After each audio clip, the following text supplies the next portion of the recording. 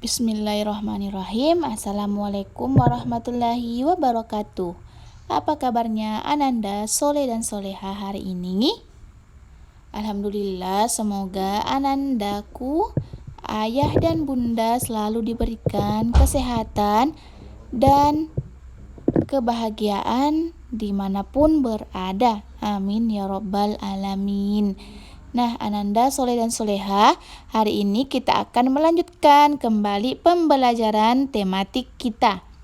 Kita akan mempelajari persebaran penduduk yang ada di Indonesia beserta suku-suku bangsa yang ada di berbagai pulau besar di Indonesia.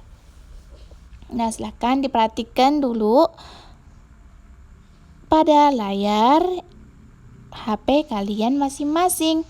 Nah, di sini ada 5 pulau terbesar yang ada di Indonesia, yaitu Pulau Sumatera, Kalimantan, Sulawesi, Papua, Jawa.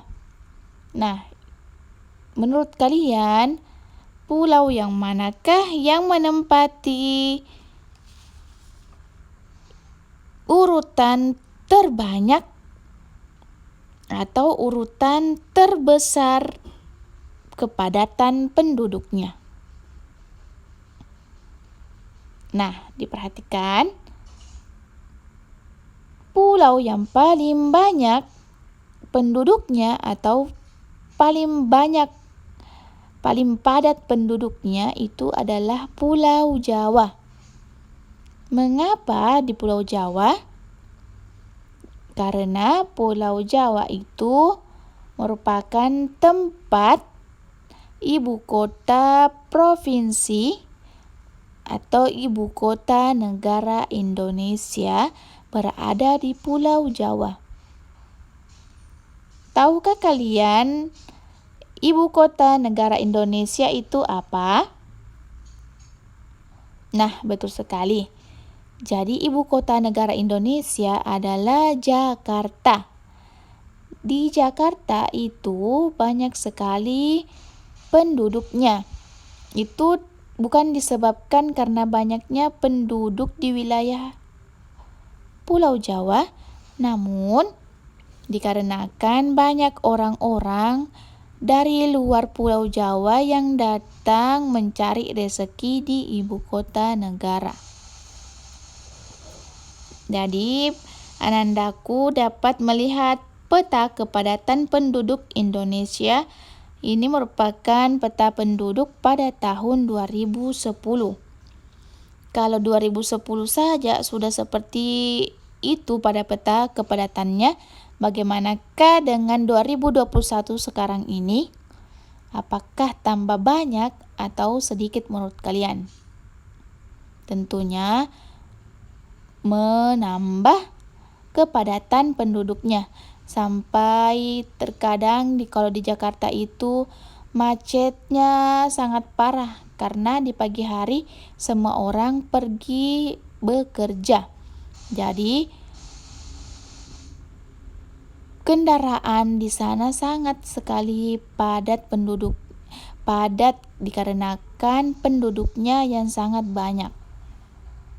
Nah, karena Pulau Jawa termasuk pada pulau yang paling banyak penduduknya. Yang kedua, pulau yang paling banyak atau padat penduduknya berada pada Pulau Sumatera.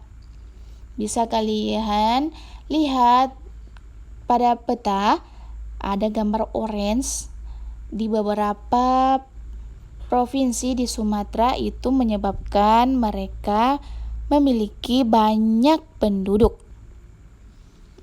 Nah, pulau yang ketiga yang menempati paling padat penduduknya itu berada pada Pulau Sulawesi.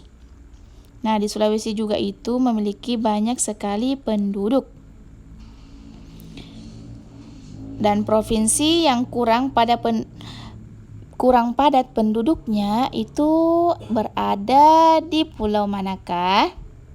Kalian dapat melihat pada peta yang ada pada bukunya atau pada video ini, kalian dapat melihat persebaran penduduk. Jadi yang paling sedikit penduduknya itu ditandai dengan tanda warna hijau gelap. Nah, pastinya kalian sudah mengetahuinya kan? Wilayah yang paling sedikit penduduknya atau kurang padat penduduknya itu berada di wilayah Papua, yaitu di bagian Papua Barat. Nah, di Papua Barat itu penduduknya masih sedikit. Nah, sekarang Bunda mau tanya, masih ingatkah Ananda, Soleh dan Soleha tentang suku-suku bangsa yang ada di Indonesia? Dapatkah kalian menyebutkan salah satu suku yang ada pada wilayah Sumatera, Kalimantan, Sulawesi, Jawa, dan Papua? Ya, silahkan dituliskan di bukunya masing-masing ya. Kalian silahkan juga memperhatikan peta persebaran suku bangsa yang ada di Indonesia. Nah, di sini di petanya itu sudah ada macam-macam nama suku bangsa. Nah, di peta persebaran suku bangsanya itu kita bisa melihat pada Pulau Sumatera. Silakan Andaku memilih 5 nama suku bangsa yang akan kalian tulis di tabel pada halaman 66. Kemudian kalian menuliskan letak provinsi manakah suku bangsa itu. Cara mencari letak provinsi manakah suku bangsa itu silahkan dilihat pada peta halaman 65. Begitu juga dengan nama suku bangsa di Pulau Kalimantan dan di Pulau Sulawesi. Silakan Andaku memilih 5 suku bangsa yang ada pada peta persebaran suku bangsa. Kemudian menuliskan letak provinsi dari suku bangsa tersebut dengan memperhatikan tabel nama suku bangsanya dan melihat peta di manakah letak provinsi suku bangsa tersebut di halaman 65. Nah, jadi selain beragam suku bangsa yang ada di Indonesia juga memiliki beragam agama.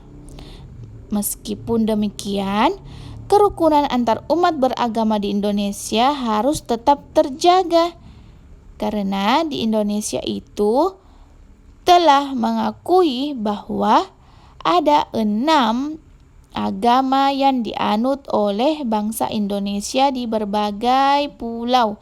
Misalnya di Pulau Sumatera, Sulawesi, Kalimantan, Papua, dan Jawa itu pasti memiliki beragam agama yang mereka anut, yang penduduknya anut. Nah, oleh karena itu, yuk kita membaca cerita tentang kerukunan antar umat beragama pada halaman 68. Jadi di sini Anandaku harus membaca dengan baik, dengan teliti, dan dimasukkan ke dalam pikirannya. Harus dimasukkan juga ke dalam hatinya, supaya kalian dapat menerapkan kerukunan antar umat beragama di sekeliling kita. Nah, ketika Anandaku membaca cerita tentang kerukunan antar umat beragama, silakan Anandaku menggarisbawahi hal-hal yang penting, hal-hal yang harus kalian tahu dalam cerita tersebut. Setelah kalian membaca, pastinya kerukunan antar umat beragama itu memiliki nilai-nilai Pancasila. Nah, menurut kalian, nilai-nilai Pancasila sila keberapakah mengenai kerukunan umat beragama? Sila keberapa? Silahkan dituliskan pada bukunya ya. Buku tulisnya, Bunda bacakan soalnya. Termasuk sila keberapakah kerukunan antar umat beragama? Yang kedua, nilai Pancasila apakah yang terdapat dalam teks kerukunan antar umat beragama? Nilai Pancasilanya ya, apa contohnya? Yang ketiga, tuliskanlah contoh sikap yang sesuai dengan sila yang menurut kalian benar mengenai kerukunan antar umat beragama. Pastinya anandaku sudah bisa mengetahui jawabannya jika telah membaca teks kerukunan antar umat beragama pada halaman 68. Jawabannya bisa kalian tulis di buku cetak kalian masing-masing di halaman 69. Langsung dituliskan jawabannya. Nomor 1, sila keberapa? Yang kedua, nilai Pancasila apa yang terdapat dalam teks tersebut? Yang ketiga, tuliskan contoh sikap yang sesuai dengan sila tersebut. Bunda yakin Ananda, hebatnya Bunda pasti mengetahui sila apa yang termasuk dalam kerukunan umat beragama. Pastinya ya. Nah, sekarang nilai-nilai yang termasuk pada sila-sila Pancasila seperti yang kalian sudah tuliskan. Nah, sekarang Bunda menginginkan kalian menuliskan kembali bunyi-bunyi dari sila Pancasila dan menuliskan nilai luhur yang terkandung atau nilai-nilai yang ada pada sila masing-masing Pancasila. Anandaku dapat melihat pada layar ini dan pastinya walaupun tidak melihat pada layar yang ada, Anandaku pastinya sudah menghafal sila Pancasila beserta dengan lambangnya dan contoh-contoh sikapnya ya. Sisa harus terus-terus mengamalkan nilai-nilai yang terkandung pada setiap sila Pancasila. Nah, jadi sekarang untuk mengingat kembali dan melaksanakan setiap nilai Pancasila yang ada pada setiap sila tersebut, silakan Anandaku menuliskan bunyi dari sila pertama serta nilai luhur yang terkandung, bunyi sila kedua, sila ketiga, sila keempat, dan sila kelima, serta semua nilai luhur yang terkandung dalam masing-masing sila pada Pancasila.